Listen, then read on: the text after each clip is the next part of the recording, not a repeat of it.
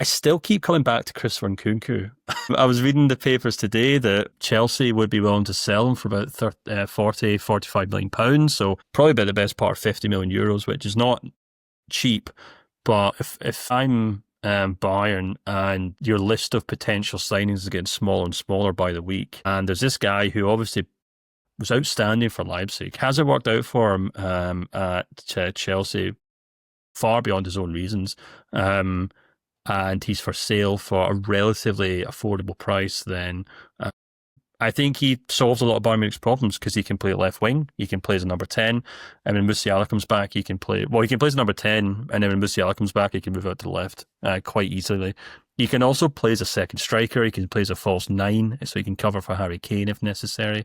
The only thing I could see putting him off that is, like, he has had a fair amount of injuries at Chelsea, and if one of those is deemed compromising, in the sense that maybe he's lost a yard of pace, maybe he's not quite the player he was, then okay, maybe you consider that. But if that's not the case, then someone like Nkunku makes a lot of sense to me as a kind of stopgap. And, he's obviously not a long-term option, but I think he's a player who'd be able to come in and offer a lot to that Bayern team very quickly.